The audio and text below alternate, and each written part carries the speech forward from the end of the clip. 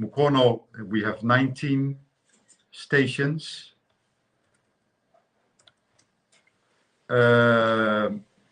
Wakiso, 34.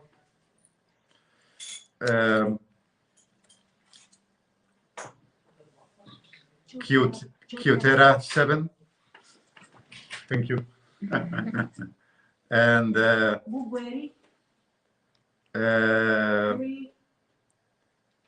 yes.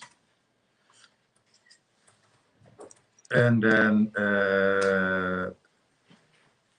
Mbale City also 2. So yeah, so a total of about 100.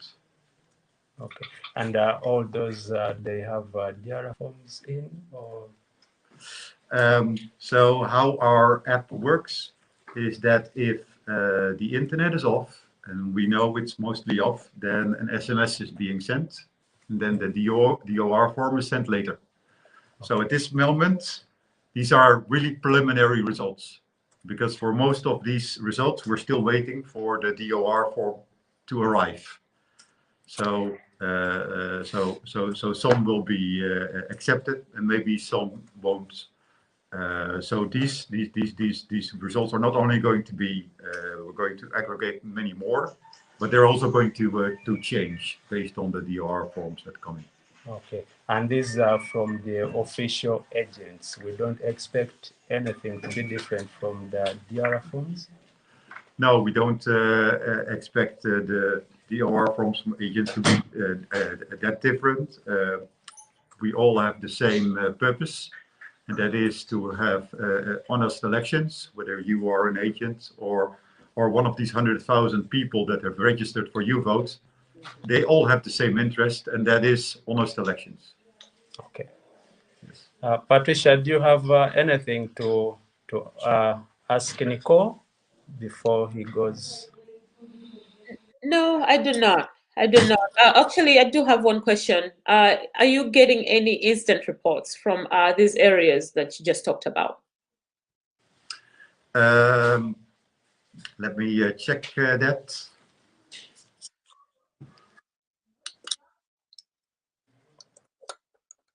It's still loading.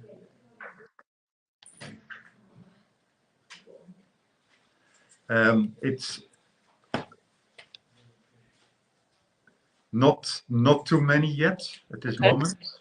Okay. Also, because the incident reports also will wait for the internet to go on. Yes. Okay. Okay. That makes a lot of sense. That makes a lot of sense. And then, of course, we also had the problem of internet. So I'm pretty sure that people. So the people that are reporting the incident reports, they also do not need internet to submit them, right? They can submit them with or without internet? Yes, that's correct. Perfect. That is good to know. Thank you very much. We'll get back to you later.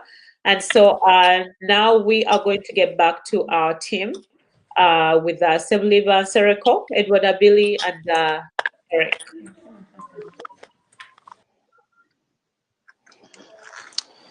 Interesting.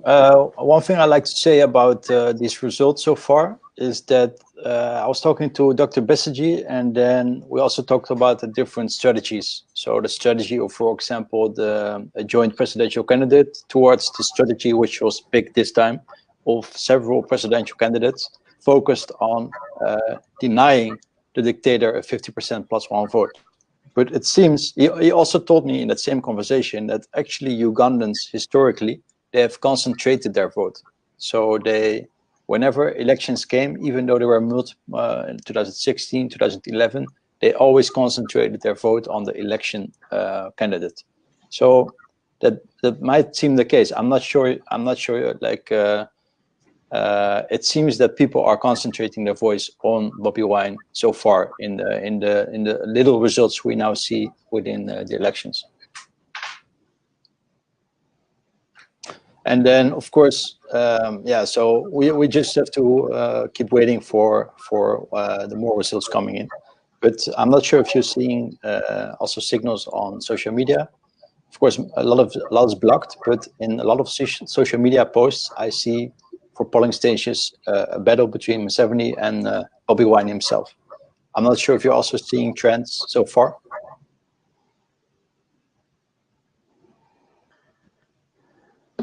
Yes, that is what is happening, as you said, and the reason why people are concentrating on Bobiwine because people are yearning for change, and this is the person they see that from his background, from the start, like where he started, where he came, where he's coming from, up to where he is.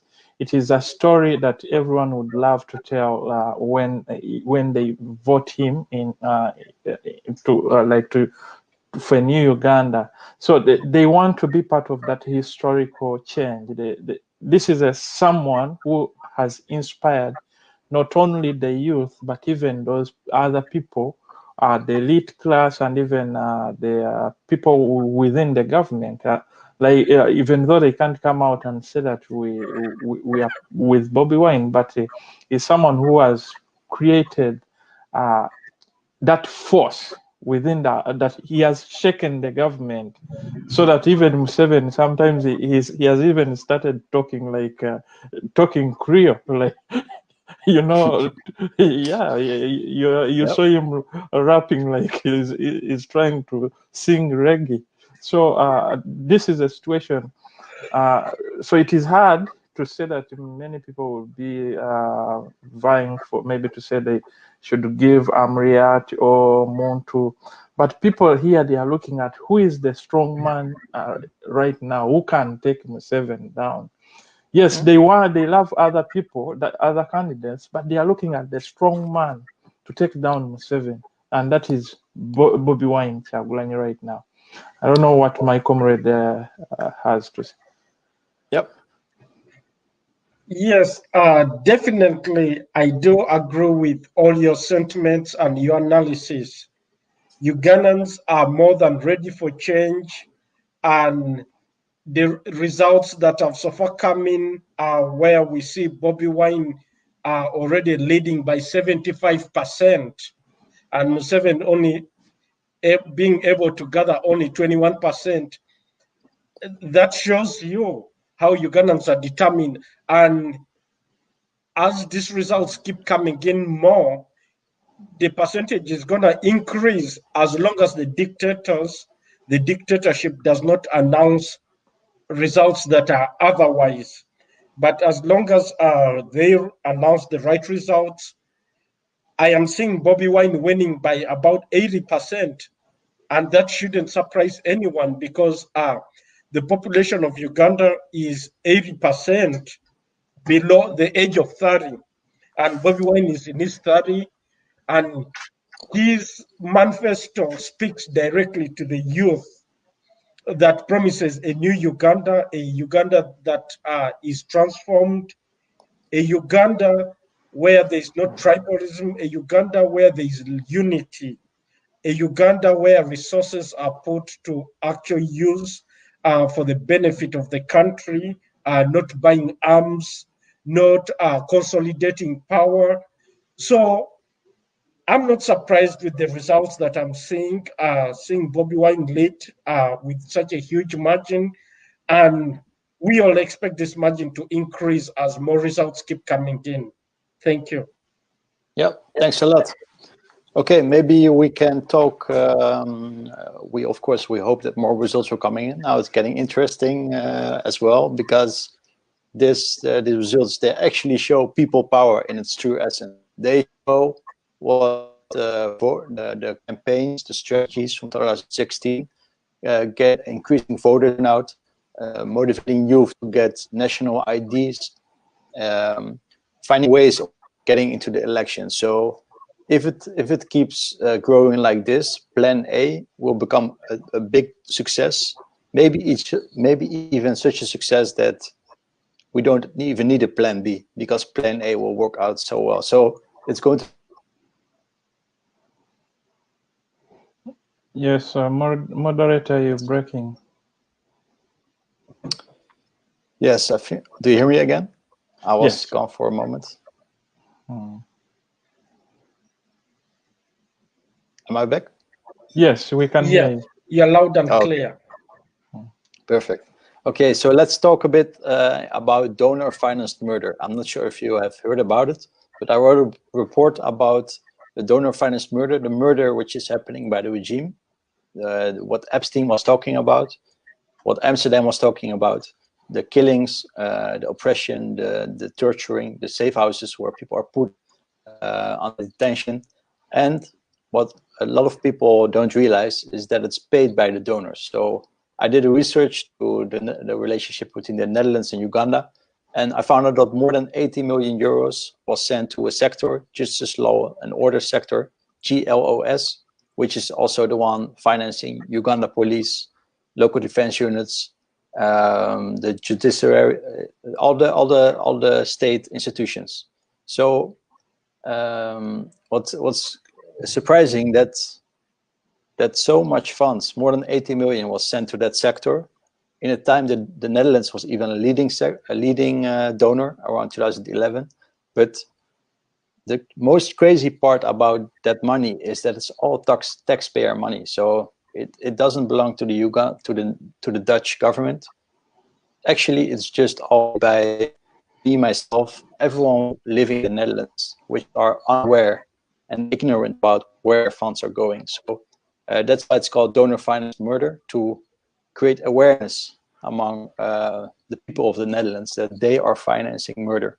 Then I found that 15 other, maybe I will look them up later, 15 other, they are also providing this. So certain big ones are United States, United Kingdom, Denmark, France, Belgium, Japan, I think Germany, European Union, then the World Bank, of course. So there are a lot of institutions that are providing these funds, that 1.5 billion every year that's going to Uganda. And then for the COVID release funds, personally, I felt depressed when Museveni was able to get the COVID relief funds again, because the month after he gained that funds, you saw all those young people being bribed. And you saw a lot of people changing from party to betraying the struggle, because likely they were bribed with that funds for the COVID. And then what have we seen from those COVID funds? Personally, I think most of it has been lost. We have not seen a lot of COVID. Maybe we saw the masks all in yellow to promote again the regime. So what can you tell yourself about what you're seeing, what's happening with this donor funds? A lot of people, like we saw in the BBC video, they believe it's used for stability and justice and maybe development. But what are you seeing yourself, how that donor funds is being used? So Edward, maybe you can kick off. Yes, thank you, Eric. Just like you mentioned, immediately after Museveni received the donor funds to help Uganda navigate through COVID, that's after then, that's when we saw a lot of bribery by the government, bribing voters. That's when we saw the government import armored vehicles that are now displayed all over the country to intimidate citizens. That's when we saw government purchase ammunition.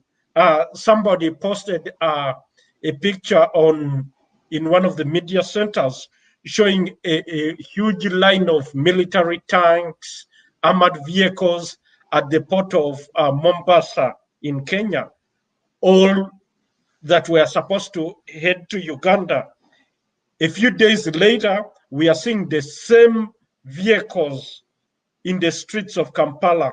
So this is a total disappointment that Museveni has used donor funds that are meant to help the citizens, to help improve the livelihood of the citizens, especially during this COVID time of COVID, but instead has been reinvested to sustain and to ensure continuity in his dictatorship.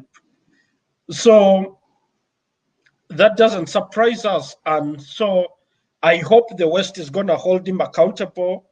I hope they don't just dash out money and expect him to use it for whatever use he decide to use the money for. because I remember when he was being given money by the Dutch government, by the British government, all these big countries, that money was tied to COVID-19. However, it's clear that that money was not used for COVID-19. It was used instead to militarize the elections. And we expect the West to call for accountability. Thank you. Yeah.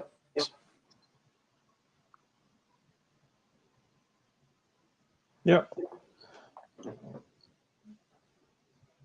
Okay. Yes. Thank you, Comrade Billy. I think that is right when we look at all these donor fundings that are coming in a form of corruption, and you should ask yourself, why do you think these donors are giving in money to a rhetoric government? They know that this government has overstayed in power, and that it has kept its people under the poverty line. Why? You should ask yourself why this is happening, because behind the curtains we have what we call the benefits. Like, I'm giving you this money, but I have strings attached to it.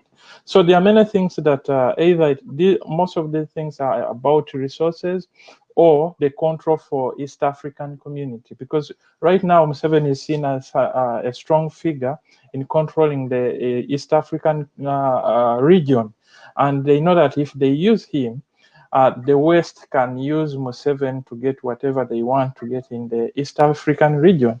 Since most countries, they would want to rely more on Uganda because they think Museveni is like a god to them. And at the end of the day, that's why you find that the money is channeled to buy military equipment.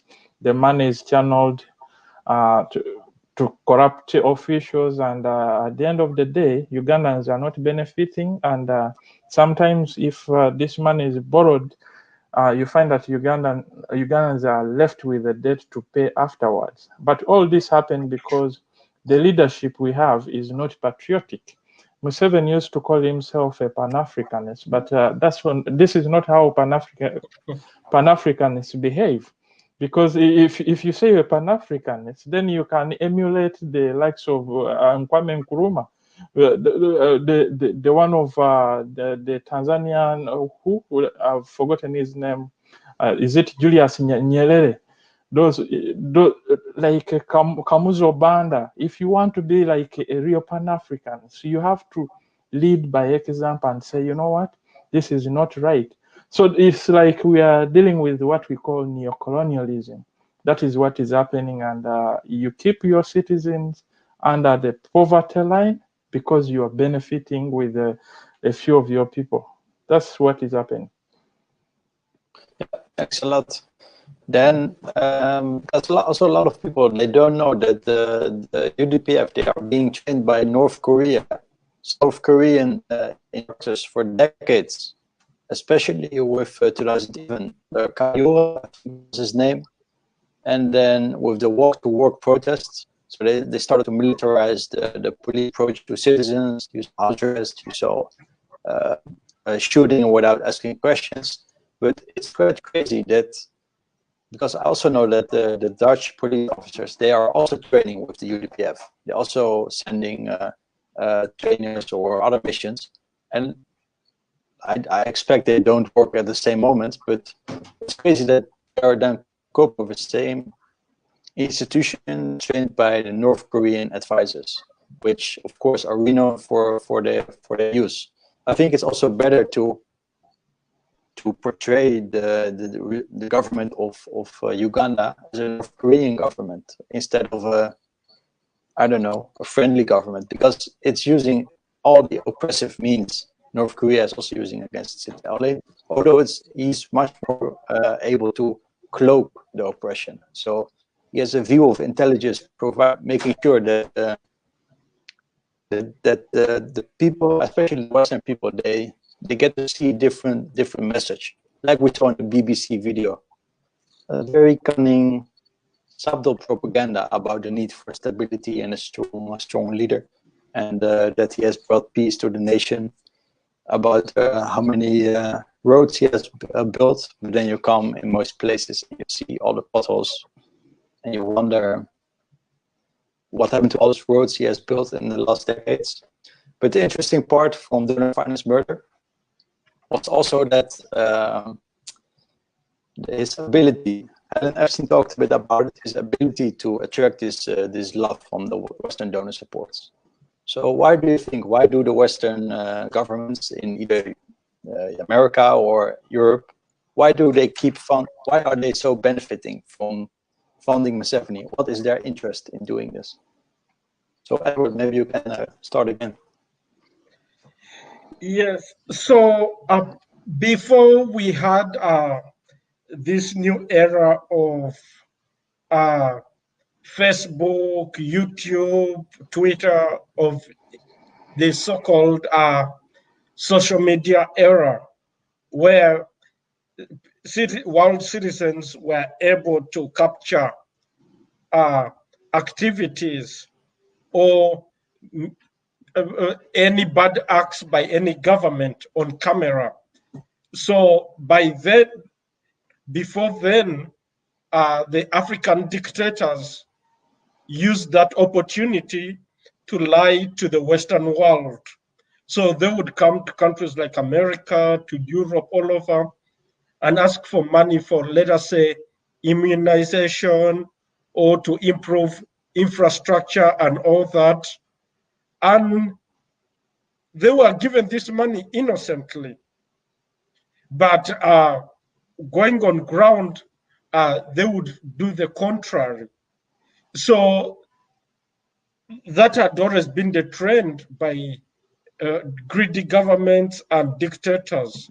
However, when the new era of the new social media era came in, where citizens were able to report government action in real time through videos and recordings, that has helped to expose the dictatorial governments. And just like in the US, recently the US Senate came up with a declaration and warning the government of Uganda on gross human rights violations, not because they had not heard about it, but Ugandans in America have presented them with evidence through video recordings and links on websites that senators were able to watch and see how the government of Uganda was misbehaving.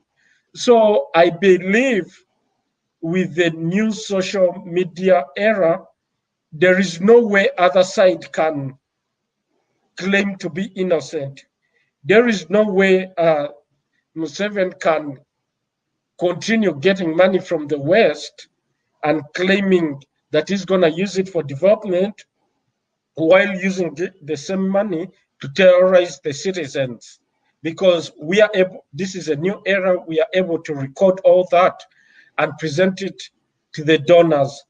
Also to the donors, they cannot continue funding the dictator,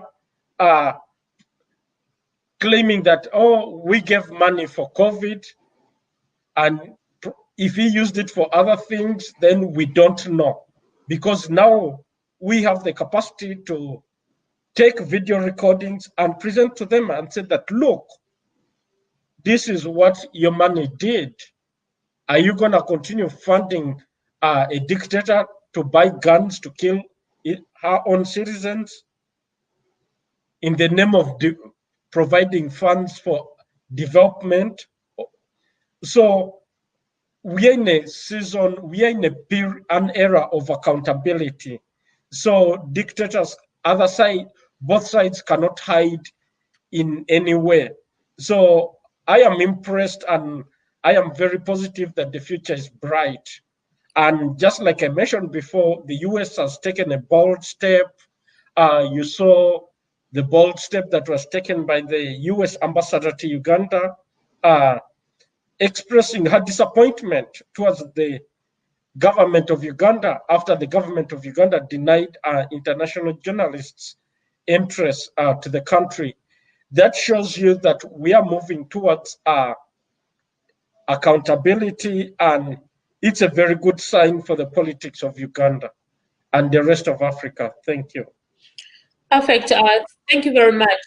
We able to discuss post-election.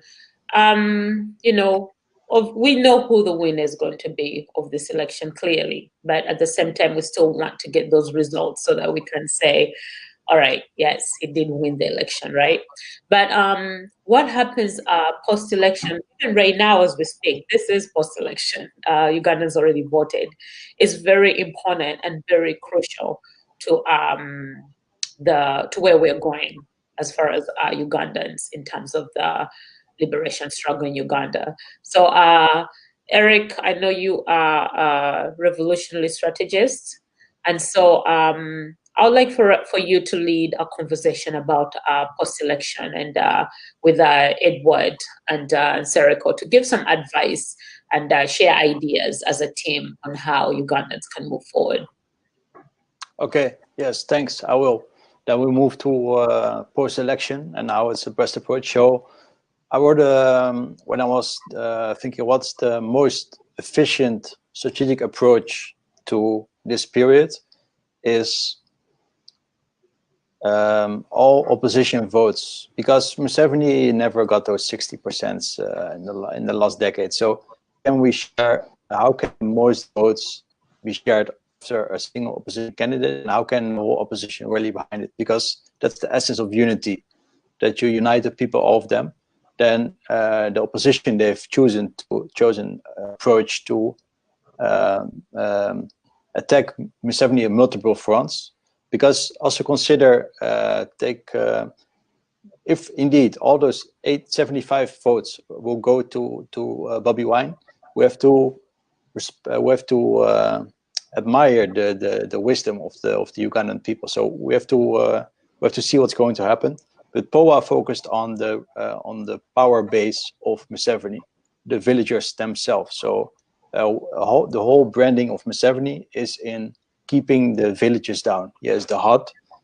He's the Mzee Kofia, the old man with the hut with his cows, always talking about his cows. I don't know how many cows he has, but I think he has a lot of cows. I even heard stories that 2016 his cows were voting for him. So that's true. He has wonderful cows. So POA, his whole message was again against the villager. It was the power base of the dictator. So unlike opposition before, which were focused on urban centers, he really penetrated all the small villages. So he made it a key symbol that he went barefoot of fraternity with the poor people of Uganda. But what interests me, if indeed even those poor villagers, which were opened by POA, that they still voted for the majority vote of opposition. If that's the case, Ugandans are very wise in how they approach, because it will be big difference is if the opposition vote will be 6% or 80%. 80% is indeed also what Muntu has always advised as the ideal strategy, that you have such an overwhelming vote that you can use as a legitimacy for post-election. So we have to see if the trend will continue, if indeed instead of 60% victory, 80% victory will be there, because that matters a lot. If there's already by these results 80%, it will be very difficult for Museveni to claim otherwise, because it's such an overwhelming vote. So that's something.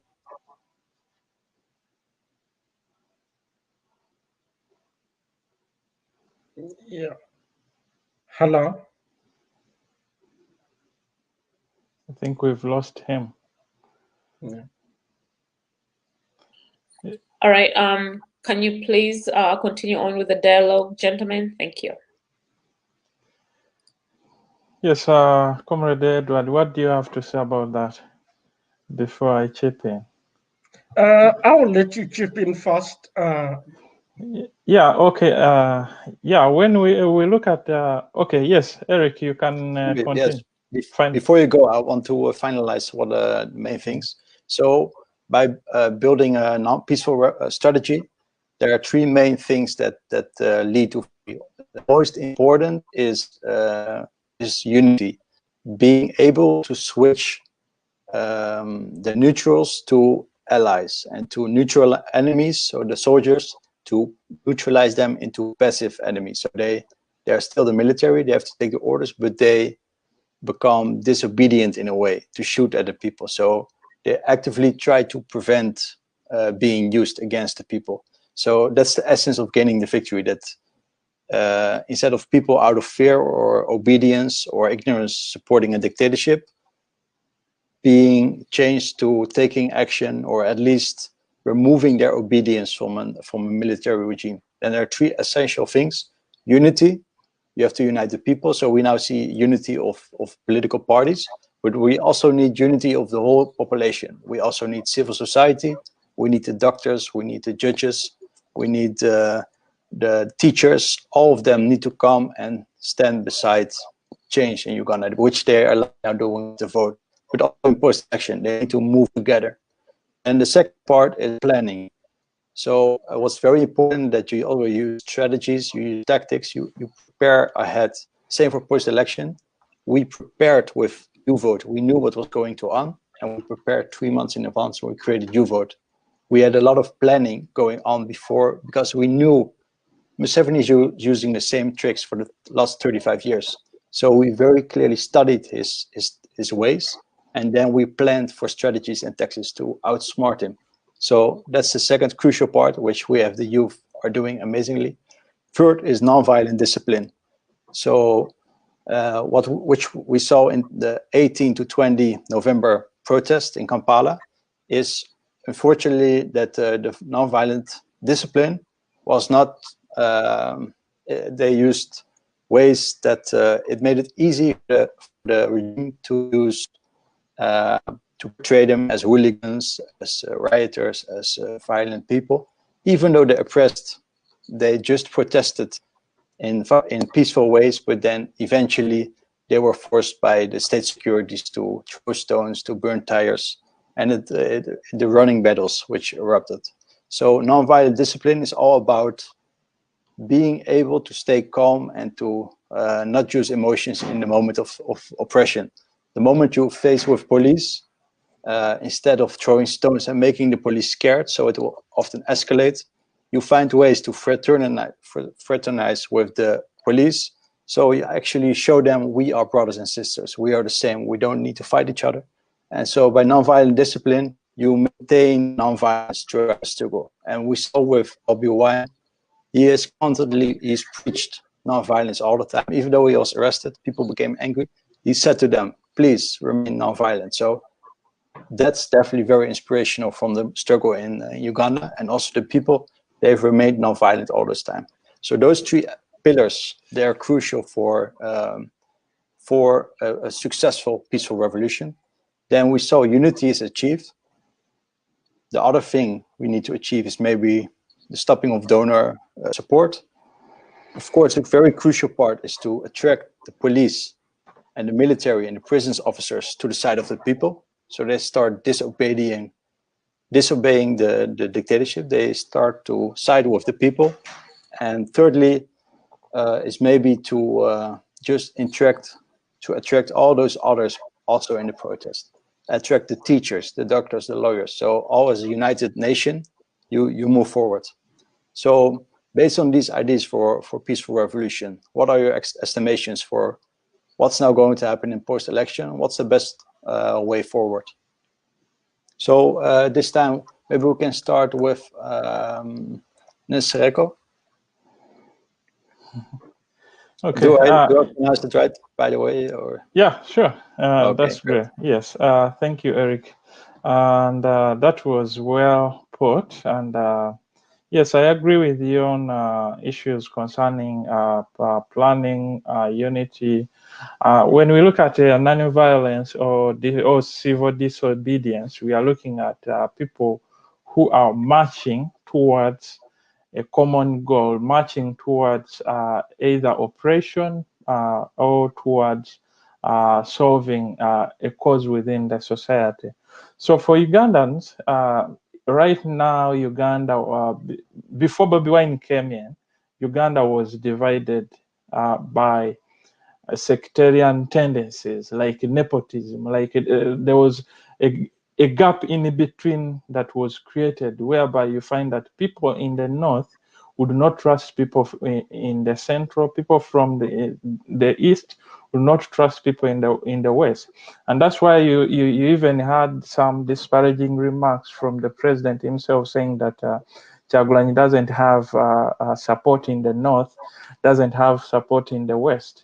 So that means there is something that the regime itself, it creates propaganda, it creates disunity amongst Ugandans. So it takes you back to what they used to, in, I think, 1919, around 1940s up to maybe around 1900 up to around 1970s or 80s. Mainly the colonial masters, they used to use what we call divide and rule. So they will divide you so that they can rule you, because once you are disunited, you cannot fight the regime. So they know that you are disunited, so they will go with another group, and then they keep other groups disunited. So it is hard to stage maybe a revolt, or to say that we are tired and now we want change.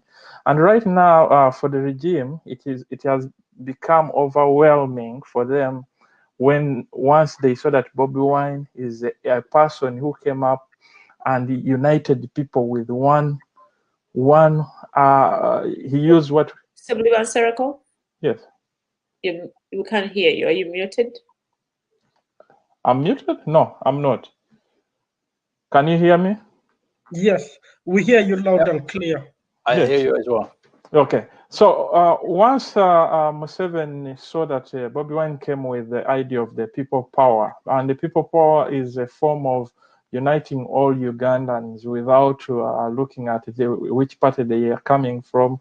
That is something that confused the regime and made the regime to like, how are we going to dismantle this people power revolution? And that's why they came up with different forms like registering it. So they thought Kyagulanyi was going to use it as a party.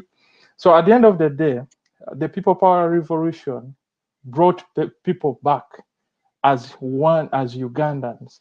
And that is the unity. You saw that even during his campaign trails, that wherever he went, he was welcomed as a Ugandan, but not as a Muganda from Uganda, of which the depiction that Museveni was looking at was different. The picture came out different. So unity is all about love, and love brings peace. And that's why you find that however much people get annoyed, because people get angry. Well, I'll give you an example of the Montgomery, not Montgomery, the Nashville sit-down strike. I think you've ever read about that, and how they train those black people how to respond to the white supremacists who are trying to come in to tell them that this is only for white people to sit. You can't stay here. So how would they respond? Even if someone pours either water on your head, how do you react to that kind of situation? Because you feel humiliated and you feel angry, but do you respond with anger? And it takes you back to Mahatma Gandhi. If it was not Mahatma Gandhi to stand up and say, look here, I'm going to walk up to the sea, and then I pick the salt to show you that you are not going to take our salt. We, the citizens, we can use this salt and benefit from it, but not you as the British. So these are the things that are right now happening. Thank you. Thanks a lot. Edward? Yes, I'll add on what Eric just said and Mr. Seboliva. In the long road to democracy is a challenge. If you read American history, you realize that America, being the free world that it is today, did not just come automatically. They had to fight for it. Before United States was established officially as a country, they also suffered from dictatorship from Britain, where Britain used to tax American citizens. They looked at America as another extension of Britain. If you remember when the Americans had to pay the tea tax and all that, yeah. So the sugar tax, all that led to the American Revolution, that finally led to the transformation of this country. So democracy, the walk to democracy is not for the faint-hearted. In fact, I'm just quoting the words of JFK Kennedy when America set up its eyes on the moon, and they had planned to send the first person to the moon. And if you remember, the Apollo 1 mission was a failure. It wasn't a complete failure because it is from those mistakes that America built better spaceships. But the first Apollo 1 mission, all the crew died when the spaceship was taking off from the ground, when the rocket was taking off from the ground. It just burst in flames and all the astronauts died. And the whole country was devastated and everybody was mourning and disappointed. But then JFK Kennedy said this, that success is not for the faint-hearted. And it is from that encouragement that Americans came together and continued to develop better rockets. And before we knew it, they sent the first man on the moon, so leading the world into space exploration. So what does this mean to democracy? Also in democracy, you're gonna experience challenges, you know. Remember that we are competing against a dictator that has state finances under his control. He has the state military under his control. So does it mean that because of those factors that Ugandans give up on democracy? Of course, no. We have to keep pushing on, just like Eric mentioned, that we do not have to, we shouldn't be agitated and to the extent that we make mistakes and forget our direction. Like police will always try to provoke you. Do not provoke them back. You know, there are so many other peaceful ways to achieving democracy through writing letters to international organizations, negotiating with governments like the US government, exposing the gross human rights abuse in Uganda, you know, talking about the issue, you know, educating the citizens, you know. There are so many ways. Before you know it, the regime will have fallen because, and I believe that Museveni's regime has already come to that state. We are seeing results coming in from all over the country, and Robert Chagulanyi is leading. So in this internet era, despite the fact that they turned off the internet, they did not know that we were smart enough to come up with an application that would get us those results on social media without the internet. So all those are peaceful ways to achieving power, to achieving democracy, you know. So I believe that we're in the right track, and we have to urge Ugandan citizens to continue playing smart and be peaceful. Ugandans are naturally peaceful people. They are loving people. They are very patient people. And despite their patience, I think their patience has run out for the dictator. However, they are determined to take him out through peaceful means. Yeah, beautiful.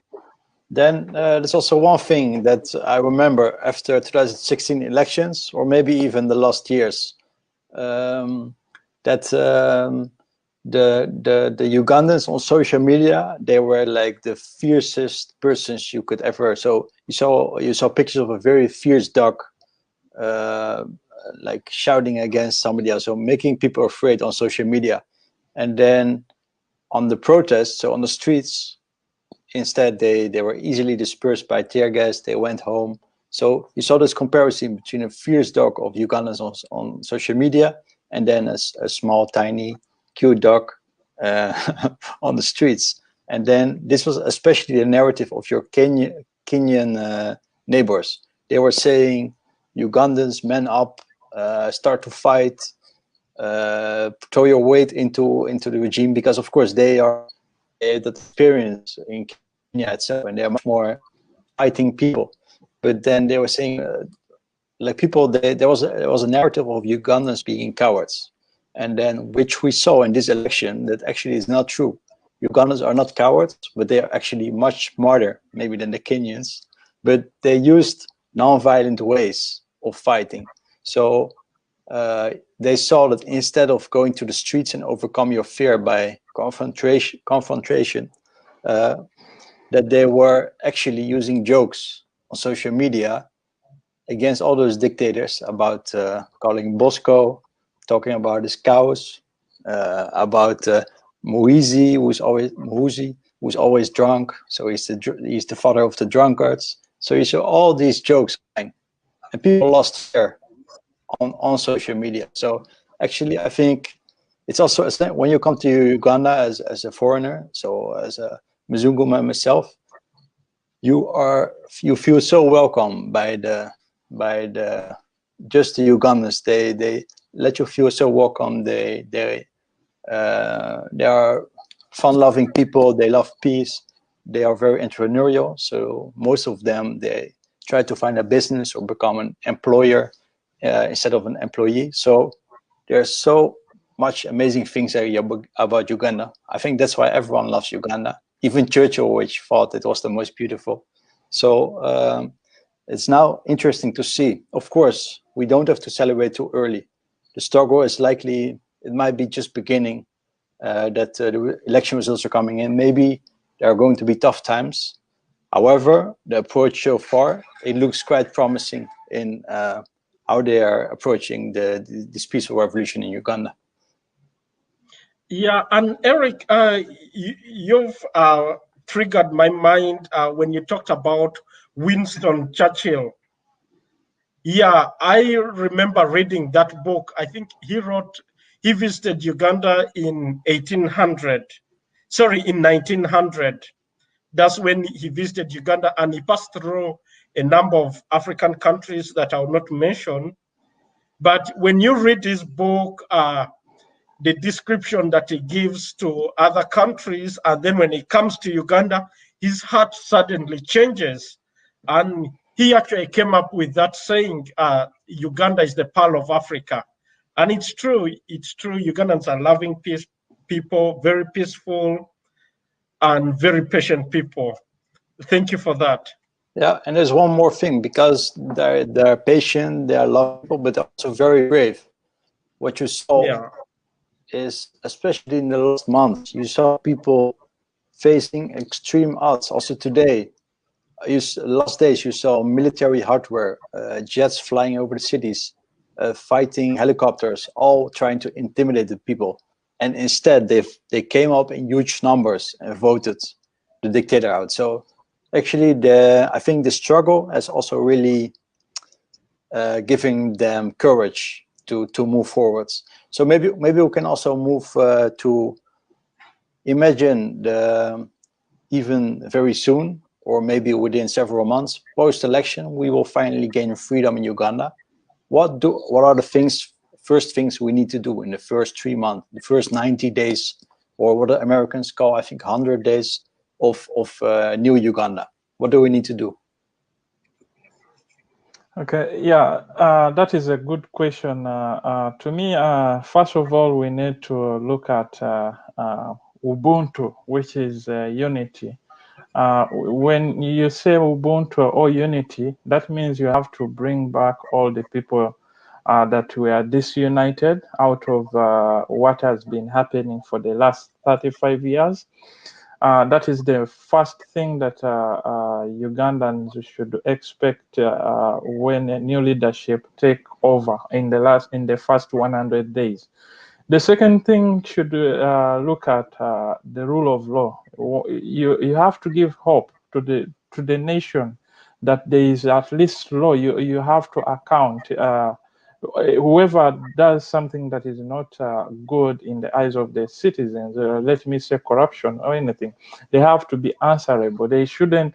No one should not be above the law. So rule of the law is another important thing. That means either redrafting the constitution and reinstating the term limits, the age, removing the, putting back the age limit, and and the freedom, some clauses that were embedded or embedded in the constitution, like the freedom of association, all those things to be reinstated, where Ugandans they have that freedom to freedom of speech, freedom of association, because right now Uganda, they have parks, but no one can go and even sit, let me say, in State Square. You can't. You find it is only the military that is sitting there.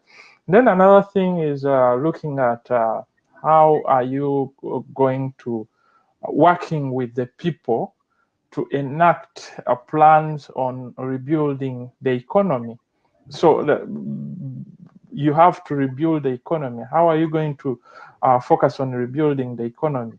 By looking at avenues that you think can either help the population to overcome the poverty, focusing on agriculture. You look at avenues that you think will boost the economy so fast. And the first thing would be agriculture, because you know that if all Ugandans, and this is a country that 80% it depends on agriculture. So that means the economy will boost or boom, and at the end of the day, you'll find that you are able even to work on other sectors to create jobs for the youth. That is, well, according to me, those are the things that I would focus on.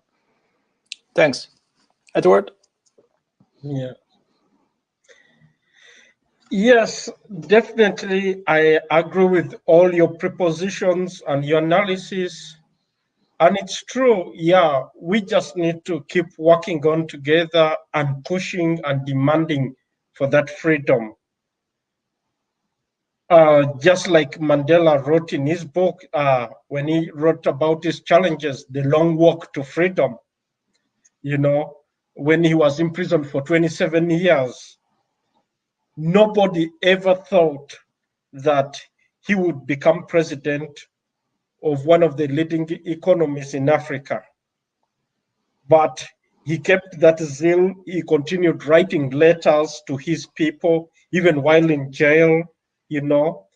At that time, he was imprisoned in an island where you had to cross over water to get to the mainland. But he was able to make connections with some security guards, and they were able to send those letters to the ANC leadership on what to do, on how to pursue for democracy. So it's important to be resilient.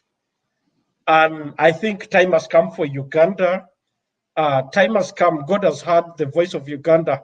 I don't see how the dictator is going to change these results, because with this social media that we have the capacity to pressure the rest of the world not to recognize his government if he tries to declare himself.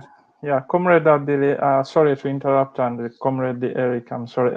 Just a few, I'm getting reports from Uganda that Honorable Bobiwine or Kyagulanyi is, the military has surrounded his place, is under attack now, SFC and other military security personnel.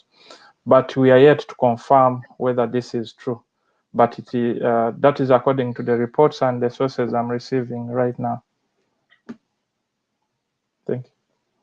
Yeah, thank you for that update. And you see, Museveni is just messing exposing himself and messing himself up, because the elections, the results are already all over social media.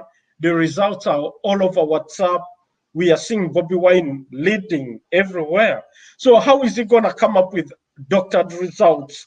So instead of keeping calm and finding a way of negotiating his way out, he's making matters worse, because one thing that he stubbornly refusing to recognize is that we live in a world that is a global village. Whatever that happens in Uganda affects United States, affects Denmark, it affects Netherlands, it affects England, it affects the whole of Europe and all over the world. So we are in a world where we are interconnected and we rely on each other. So I want to see that first country in the world that is going to congratulate him. Of course, dictators may congratulate him, but I do not expect any congratulation from democratic regimes, especially that the results have been displayed all over the social media and everybody knows the truth. So him surrounding Bobiwine's house right now is just a shame. He's acting out of panic. He's embarrassed. And if I were his advisor, I don't think I would advise him to make more mistakes at such a point, because definitely it's just a question of time. Bobiwine is now almost president-elect. He has the citizens have spoken, and so sending the military out to intimidate him by surrounding his home won't change the results. So that's my opinion.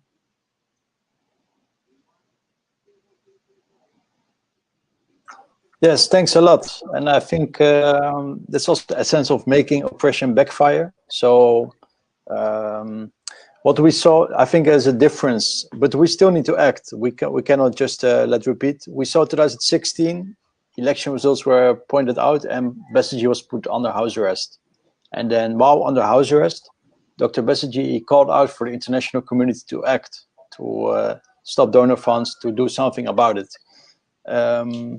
And then nothing really happened. So I think we still, when Bobiwine arrested, I think the most important thing which we saw in the difference between 2016 and before is that all over the big cities, London, Amsterdam, Washington, they went out to protest and to actually create a lot of media attention from what was going on in Uganda. And then very short amount of time, we had to do something. We had to free Bobiwine or do something else. So when Bobiwine remains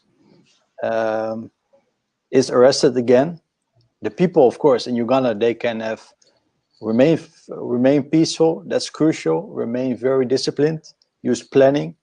Use unity. But you can use small rallies like the Nubian Queen singing with people, or just using verses. Use maybe marches with branches and drums and songs. So keep a peaceful methods, but it's also time for the diaspora to act as they have done before, when indeed Bobiwine is elected president. But of course, we know the Museveni, he has the military, so he will keep using it as long as he is able to. So when he uses those repressive means, we have to make it known as soon as possible, and we have to act as soon as possible.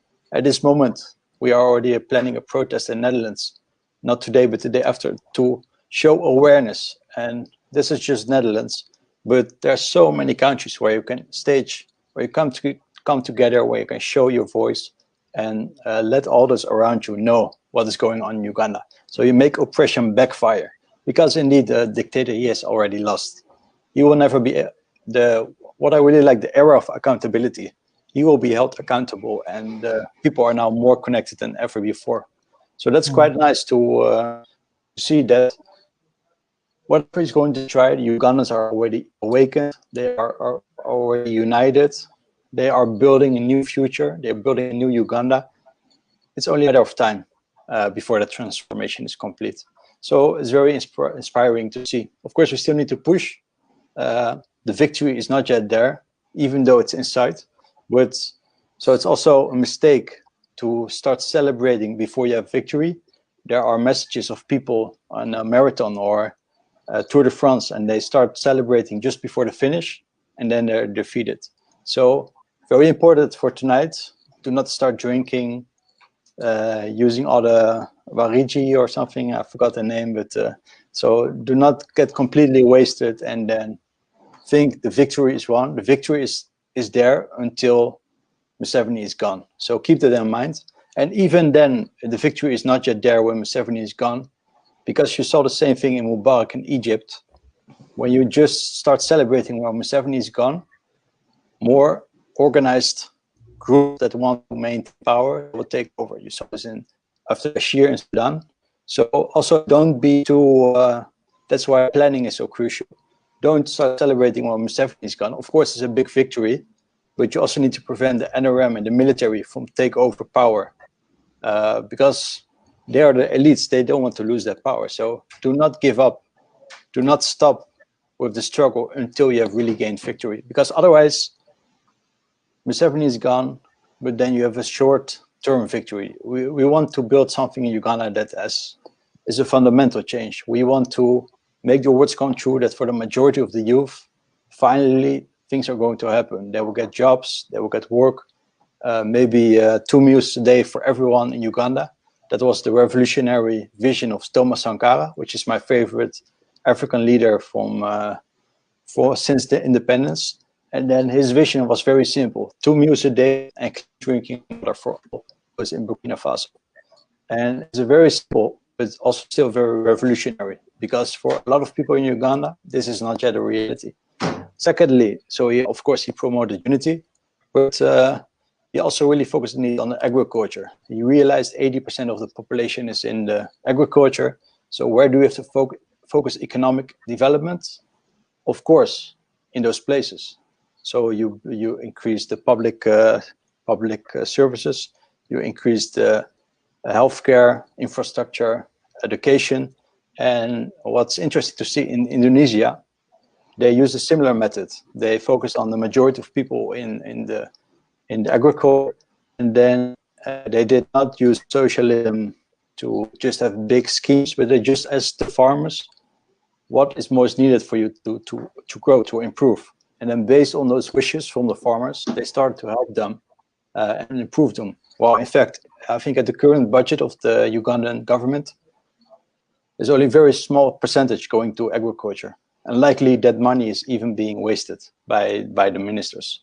So the farmers, actually, they're worse off. Well, if you focus on the majority will, you have the fastest and most efficient economic growth. So personally, I believe when we now get freedom within several months, we unite this young, ambitious generation, all those skills and talents, we train them and we harness it in economic development.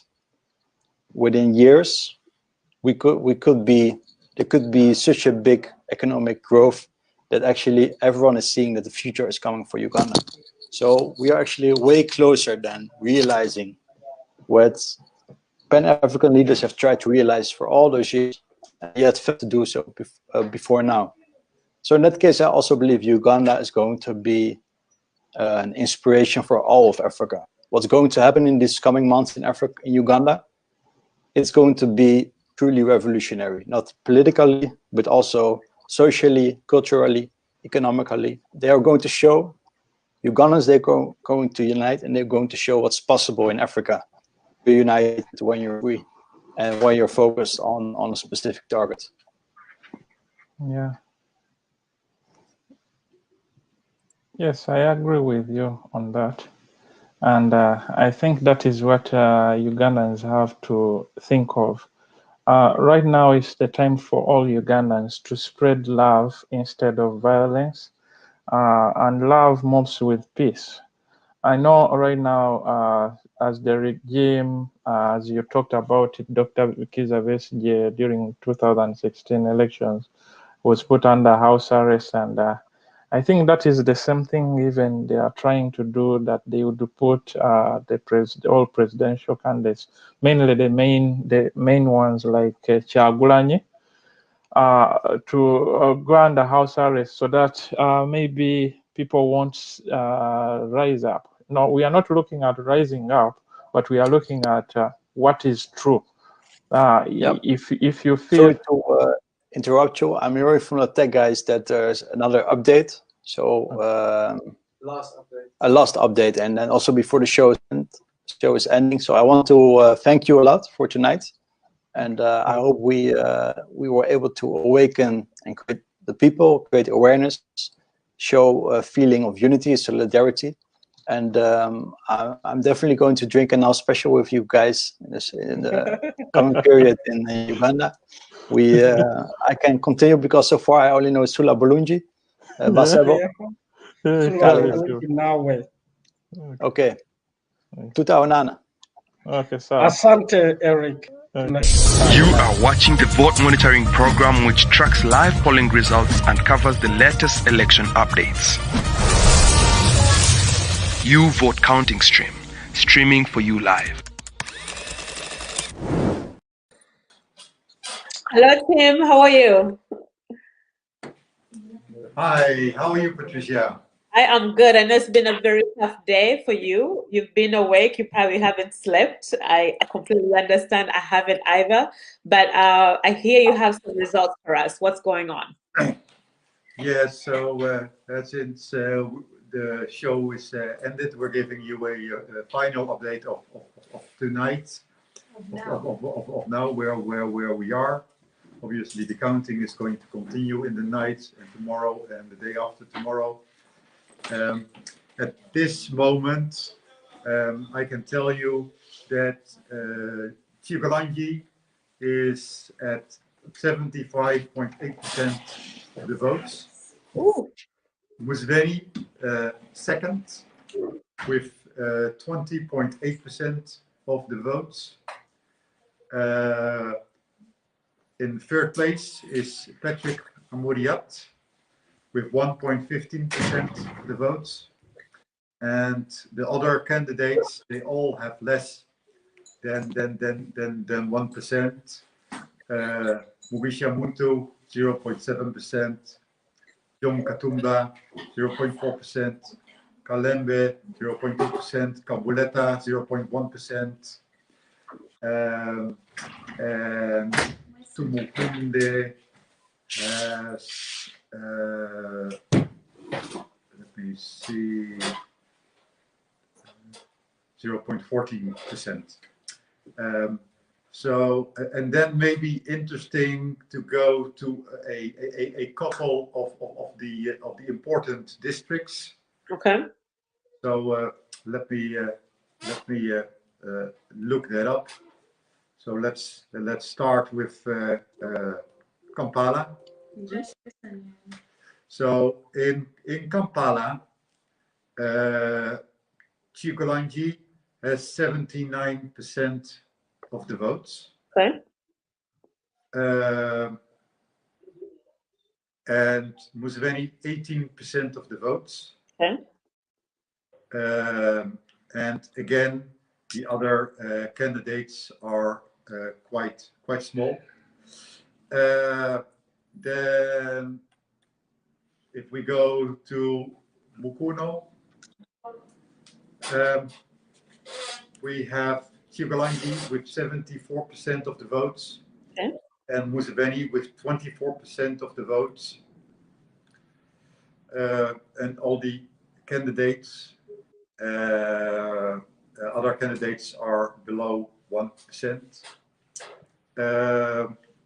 Let me look at another district. Okay. With some votes.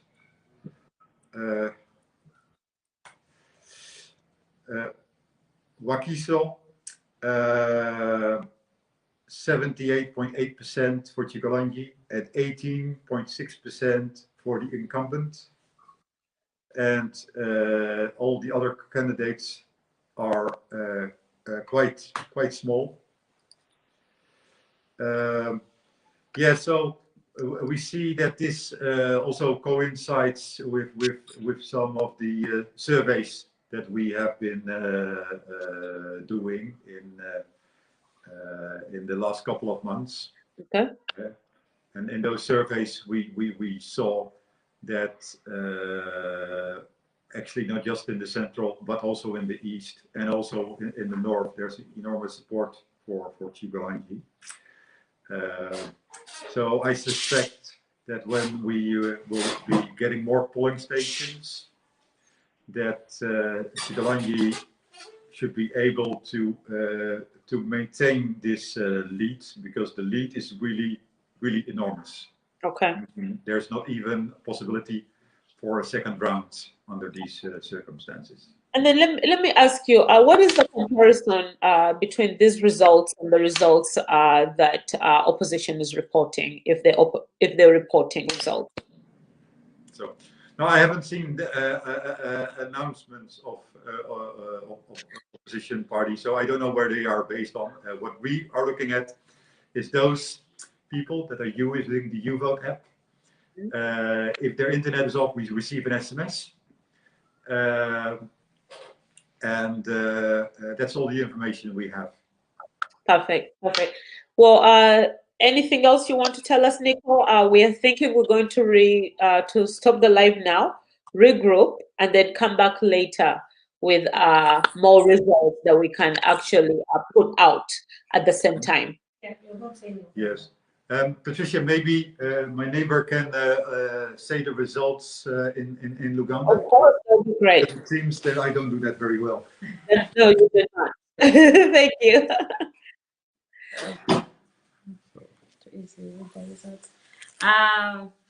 Ngenda kugezaako okuvvuunula ebivudde mu kulonda sofa bye tulinawo. Zino results zikyagenda mu maaso, si ze zenkomeredde. Honorable Kyagulanyi Robert Sentamu ayina 75.82, je 75 n'obutundu 82. Yoweri Kaguta Museveni alina obutundutundu 2, ayina 2.86 bannange Oluganda. Yoweri Museveni ayina 2 n'obutundutundu 86. Amuddiridde awo y'omwami Patrick Amuriat gwe bamuyita Poa, oyo ng'ayina 1 n'obutundutundu 15. Abasigadde tebaweza 1. Mwe muli Mugisha Muntu alina obutundutundu 72. Katumba alina obutundutundu 41. Nanse Kalembe alina obutundutundu 23. Kabuleeta alina obutundutundu 11. Mwesije oyo alina obutundutundu 5. Mayambala alina obutundutundu 5. Mpozi n'asembayo omukulu Norbert Mao alina obutundutundu 48. Bwe tugezaako kugenda mu Kampala, okudiginga ddipa, tujja gendako mu district eya Kampala yokka tulabe abakulembeze bali mu kukola. Mu Kampala district, Honorable Robert Kyagulanyi Sentamu ayinamu 79 n'obutundutundu 26. Yoweri Kaguta Museveni ayinamu 18 n'obutundutundu 16. Amuddiridde abasigadde bonna tebawezaawo 1, so tujja kuvaawo awo. Katugendagendako e Wakiso.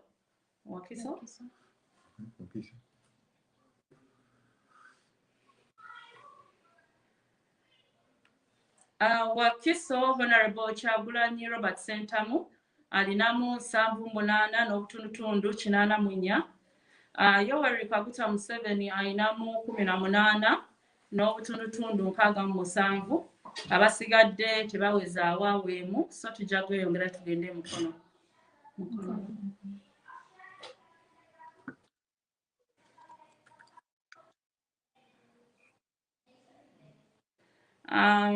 Olw'obudde tugenda kukoma ku district y'e Mukono. ngeno Honorable Robert Kyagulanyi Ssentamu ayinamu 74.15 ate ye omukulembeze aliko kati alina 23.99 ndowooza anatenulira okukunukkiriza 24 byebyo sofa bye tulinawo mu kulonda ng'era zino results ze ziri based on ze twakafunawo mu YouVote app yaffe ezaakayingira. Perfect. Webale nnyo nnyabo, Ugandans. Thank you very much. Timo, any last words before we break and then maybe come back again in another 2 hours? Timo is in the control room. Yeah. Yes. Well, the technical part was going all right. In 2 hours we have more results, so we can just wait for the last results to come in. Thanks all for watching, and that's it. Thank you very much, Timo. Thank you very much, Nico and team. And then, of course, we thank Sevlivan Sereko, Eric, thank you, and then, of course, Edward Abili. Ugandans, we'll see you back in the next 2 hours, and that will be actually an extra fun show because we'll actually just be telling you result after result. Thanks again. You are watching the vote monitoring program, which tracks live polling results and covers the latest election updates. YouVote Counting Stream, streaming for you live.